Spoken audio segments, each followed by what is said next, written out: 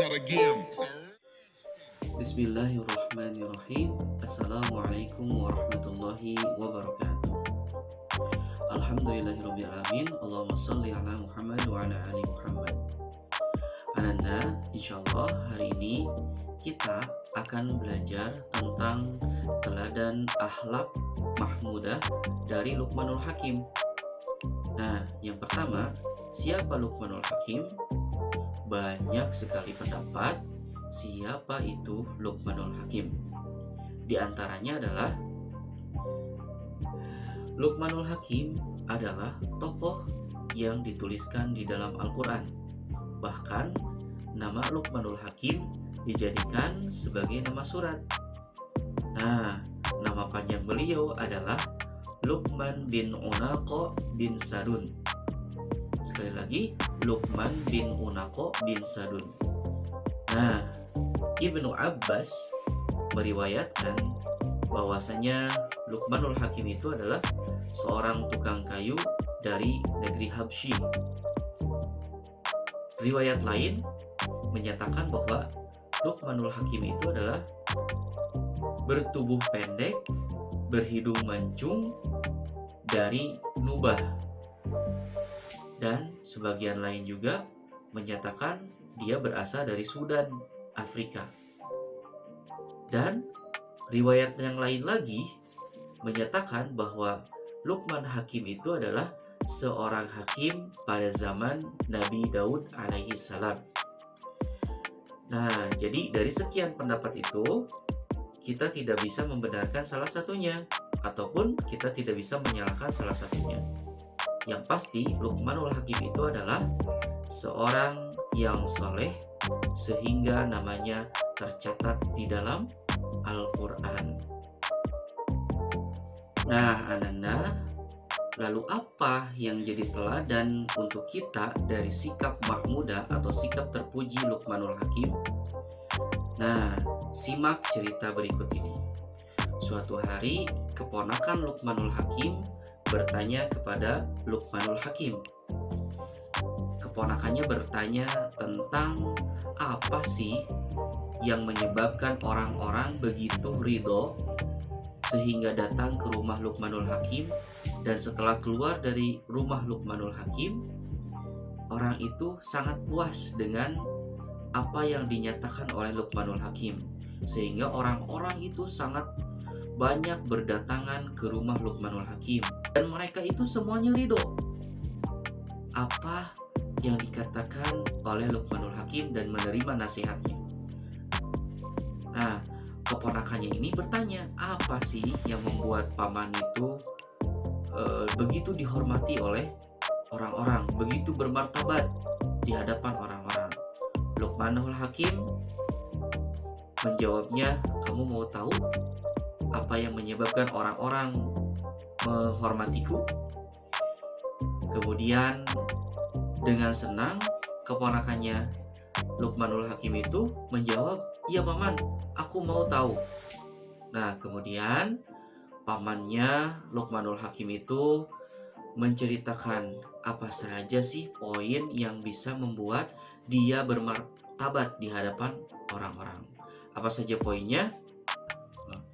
Kemudian Luqmanul Hakim menjelaskan apa saja sih poin yang dilakukan olehnya sehingga orang-orang begitu menghormatinya, dan dia, Luqmanul Hakim itu sangat bermartabat di hadapan orang lain.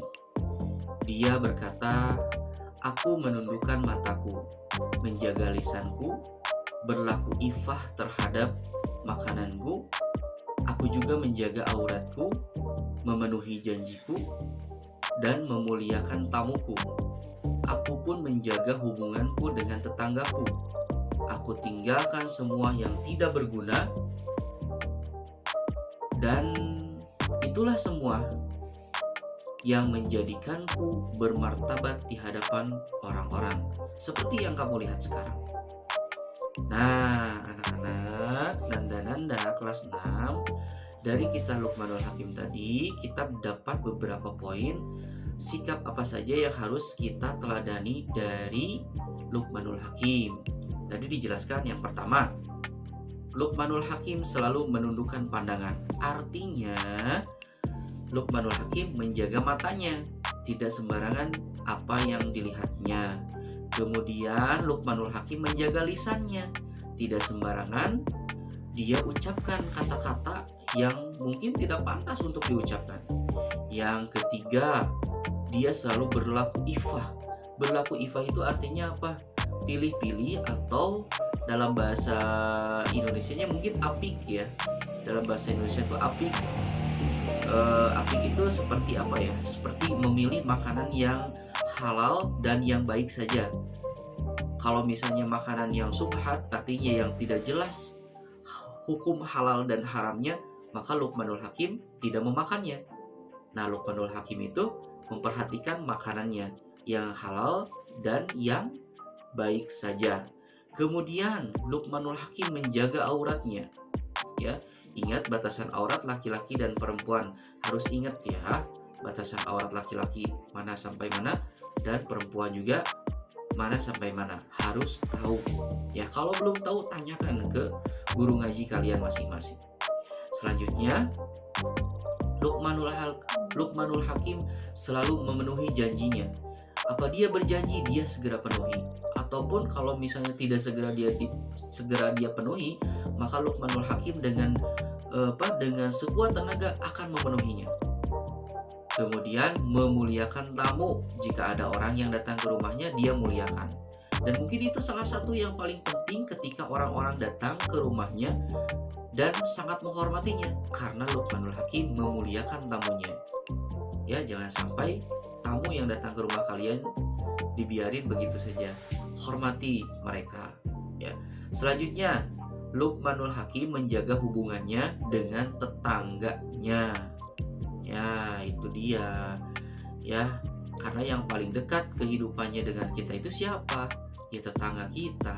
Ya, selain keluarga kita, ya tetangga kita. Makanya harus dijaga baik-baik hubungannya. Saling kirim makanan itu bagus juga. Nah, selanjutnya, Luqmanul Hakim yang terakhir meninggalkan semua hal yang tidak berguna baginya. Atau mungkin yang paling ringan atau yang paling sering kita lakukan yang hal yang tidak berguna adalah membicarakan orang lain. Membicarakan orang lain, keburukan orang lain sehingga berbuat dosa, itu juga tinggalkan. Atau pada zaman sekarang mungkin kita bisa cerdas memilih berita. Jangan sampai kita memilih berita atau memilih tontonan yang tidak berguna. Maka jika itu tidak berguna bagi kita, maka tinggalkanlah, seperti Luqmanul Hakim. Sehingga jika kita sudah melaksanakan apa yang disampaikan tadi oleh Luqmanul Hakim, ada berapa tuh? 1. Menundukkan mata. 2. Menjaga lisan. 3. Berlaku ifah terhadap makanan. Kemudian menjaga aurat, memenuhi janji, memuliakan tamu, kemudian menjaga hubungan dengan tetangga, dan meninggalkan hal yang tidak berguna. Ada 8 poin yang harus kita teladani dari Luqmanul Hakim. Ini dari kisah ini aja ya, belum kisah-kisah yang lain. Sementara kita ambil dari kisah yang ini saja. Oke Ananda, mudah-mudahan semuanya paham apa yang Yana sampaikan. Jika memang kalian belum paham, kalian bisa ulang terus video ini, atau kalian download silahkan video ini untuk kalian ulang-ulang lagi sehingga kalian menjadi paham. Terima kasih. Terakhir Yana ucapkan wassalamualaikum warahmatullahi wabarakatuh.